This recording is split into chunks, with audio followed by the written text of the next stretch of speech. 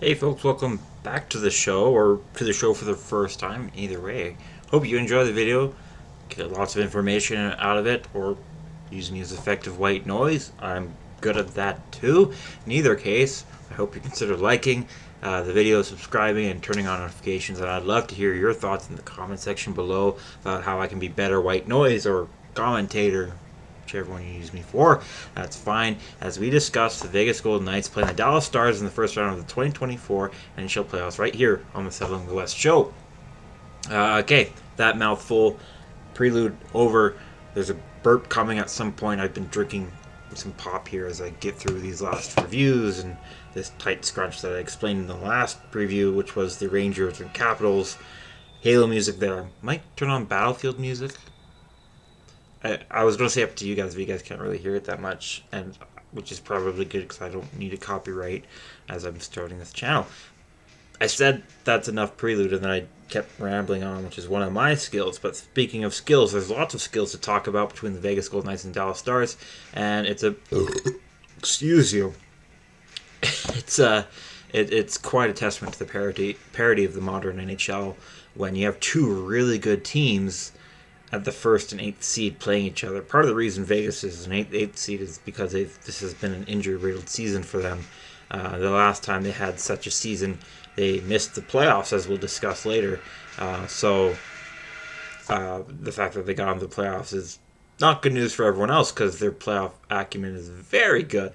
And who they, excuse me again, or excuse you again, I mean, is just such a talented and deep team. But so is the Dallas Stars, who have had just an excellent regular season and one to remember.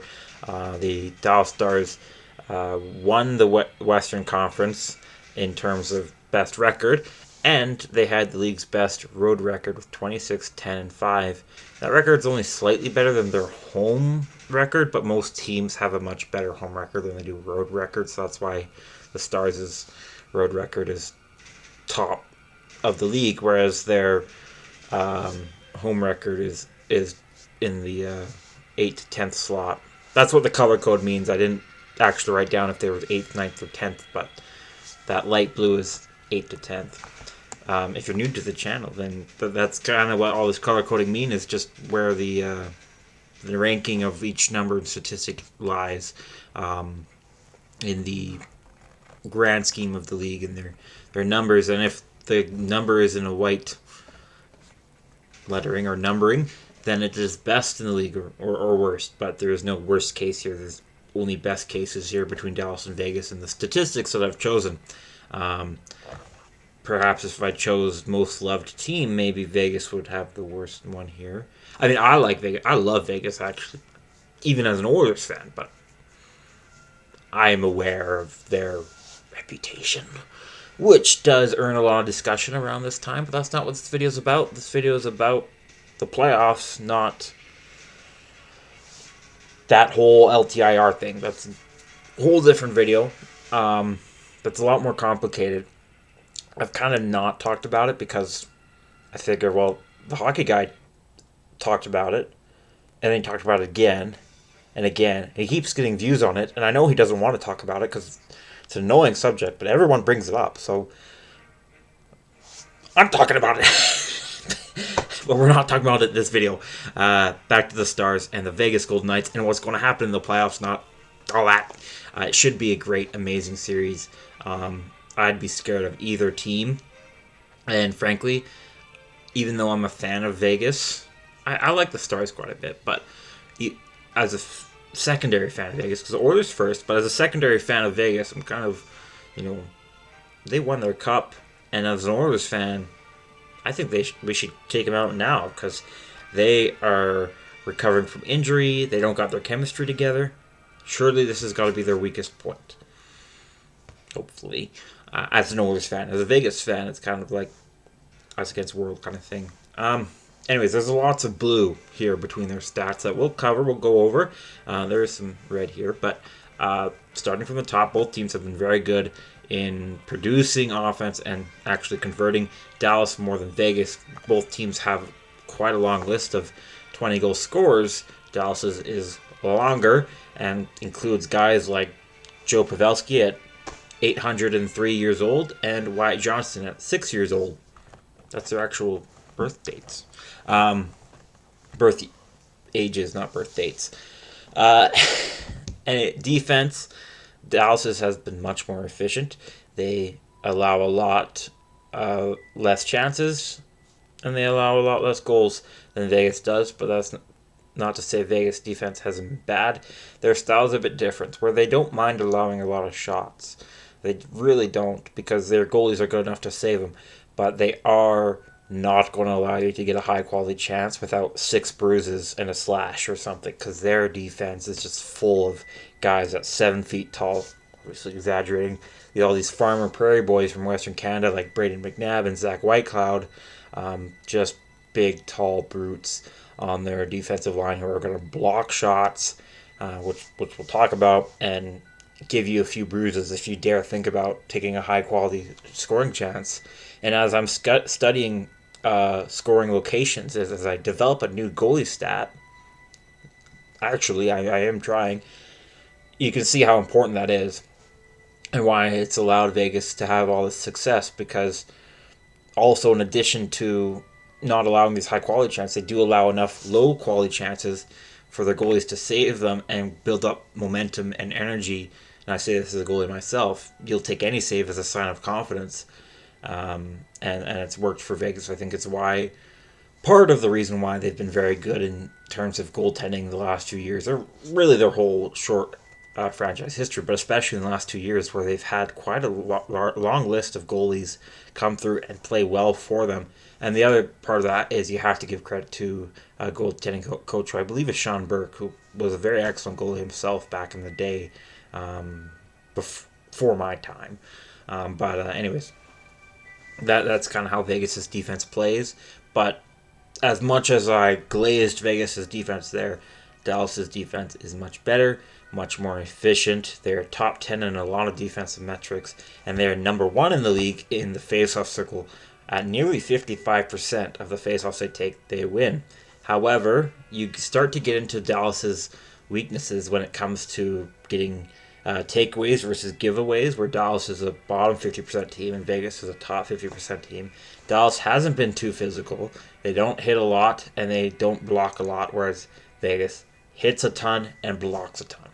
I've talked about that in other videos, where these really elite defensive teams don't block or hit a lot, like Carolina, for example, and Dallas in this case, because they haven't really needed to.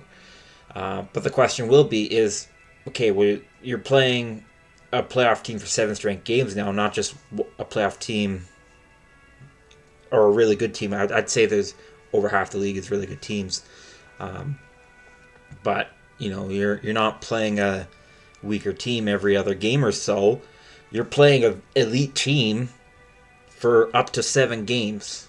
So you're going to need to hit, you're going to need to block, and even if hitting isn't as important as it once was in the playoffs, it's going to wear the other team down, it's going to throw them off their game, it's going to make the other team more undisciplined. So I think even though Carolina's gotten away with winning a lot in the playoffs without hitting a lot, I do think part of the reason they've come up short is because they don't hit a lot. So by the time it gets to the conference round, they're worn down and tired because they took all these hits without hitting the other guy's back. Because if you hit, the other team's probably going to hit less too. Usually, not always. Some teams answer back, and Vegas would. But that's just my concern for Dallas's case, is that, okay, they haven't hit a lot this year and they haven't needed to. So I'm not going to say that they can't hit. But when it comes to it, when Vegas really goes after them, are they going to be able to hit when they need to? Are they going to be able to block shots when they need to? That's a question. They do have Esa Lindell, who is an excellent defenseman. Doesn't get a lot of credit in that area. But that's kind of it in terms of very brutish kind of players. There's some other guys on Dallas, sure, but Ryan Sutter's kind of over the hill in that area. He's still good at it. He's still playing good on him. But, whereas I just mentioned, Vegas has pretty much their entire defensive lineup is just these massive, tall guys who are more than happy to give you 3 bruises. So that is a concern of mine for Dallas. But in most areas, Dallas should have the edge. I was about to say covered, but Vegas is still really good, including in getting penalties called their way, which, if you want to be a conspiracy theorist about the NHL's favorite team, yes, Vegas got the most power plays this year. That's true. But Dallas has actually scored, or not more power plays. I mixed it wrong. PPOA is power play opportunities against. So not the most power plays for them. It's least called on team, which is very impressive considering how physical Vegas is. They don't get called on a lot of penalties, which, if you want to say it's a conspiracy, I disagree, but yes, it's true. Vegas doesn't get called on a lot of penalties compared to other teams. But their penalty kill hasn't been up to Dallas's standards, but it's still been pretty good. In all the videos I've put in shorthanded goals for moving on, but I haven't really mentioned them. But I'm going to mention them here because Dallas is very efficient when it comes to shorthanded goals. They are top 5 in the league in getting shorthanded goals and top 5 in the league in not allowing shorthanded goals against. And then lastly, before I close on the stats here, is goaltending, which is a story for every team, but has been quite an interesting story for Dallas and Vegas, as it's had its up and down moments. In terms of Vegas, they've have 2 really good goalies from Western Canada. Most of their team is from Western Canada, including Aiden Hill, who was excellent last year in the playoffs and could very well replicate that again.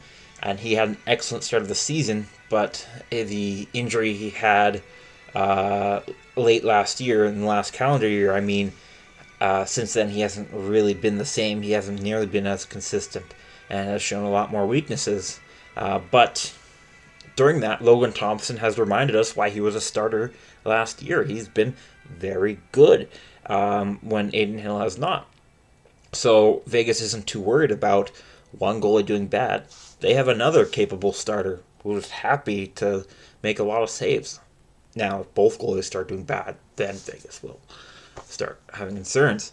And while in Dallas's case, Scott Wedgwood is a very good backup, he's not exactly who you want in the playoffs. You want to get Jake Oettinger. We all know what Jake Oettinger could do.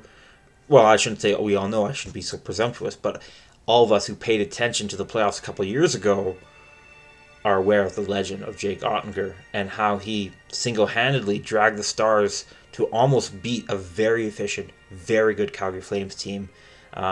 It took some very some bravery from some Calgary fans to do this dark magic. They had to sell their souls to Satan to do some dark magic on Jake Oettinger from the fans, and it eventually worked. There's videos of this. You can look it up.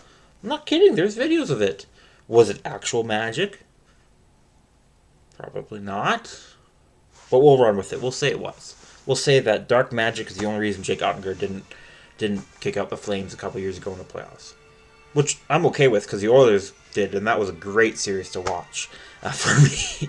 But not so much for my Calgary friends. They're still angry at me when I bring up goals and not allowed goals and stuff. Anyways, so for goaltending, Jake Oettinger it's important for Dallas to have Jake Oettinger, but they've been able to win without goaltending. But it just makes everything so much better when you got that goaltending, especially when you have what Jake Oettinger can do, which he has been doing in the last couple of weeks. Jake Oettinger has been in form last couple of weeks, just in time for the playoffs, just in time for the Dallas Stars to take on Vegas Golden Knights. And they do have a playoff history together.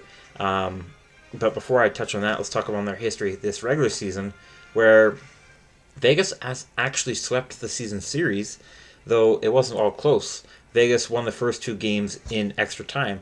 They won the first game at home in a shootout, 3-2, before winning the second game in Dallas, 2-1 in overtime. But then the third game, Vegas slaughtered Dallas 6-1. I didn't check the history of what was going on, the context. Maybe Dallas was like in a slump at that time. There's not really an excuse for losing a game 6-1, even if it is Vegas. So if you want to be a hopeful fit for Vegas, you can say, well, Vegas beat Stars 3 out of 3 times this year. Yep, And the other hopeful thing is the Vegas Golden Knights aren't just proven playoff contenders. They haven't just been to the conference finals twice in the last 5 years. They won the Stanley Cup last year, beating a very good Florida team in 5, though I think that had more to do with momentum than actual parity.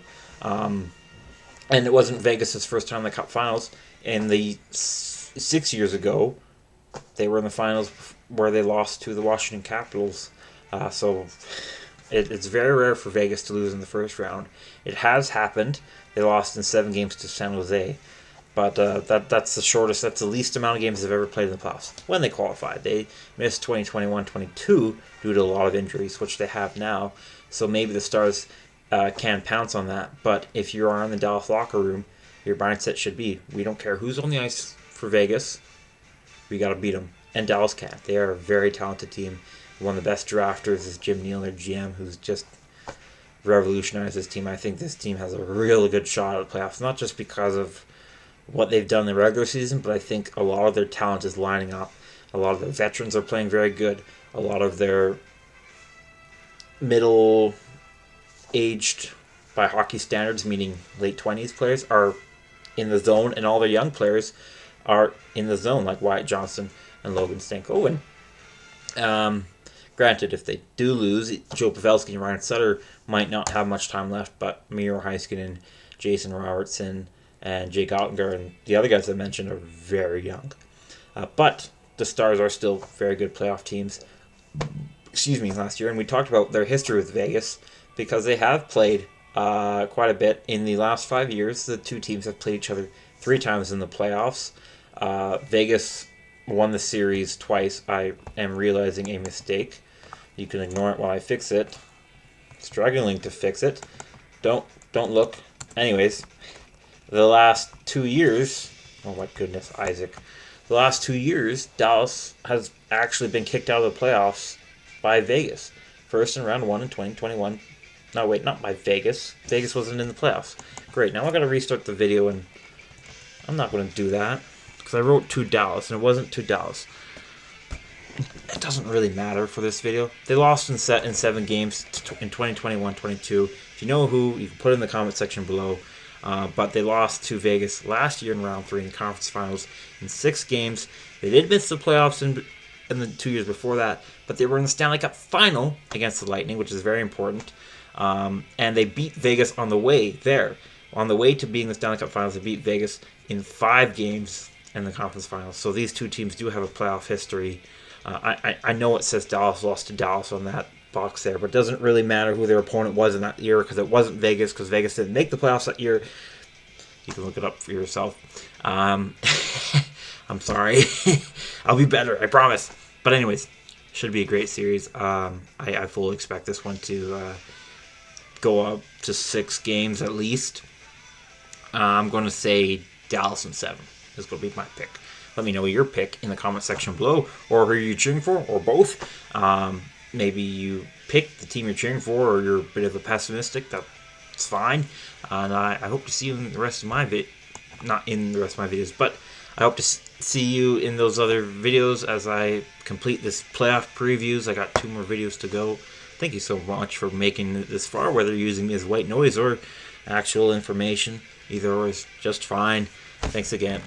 Sorry, bumped the computer. I'll see you when I see you next.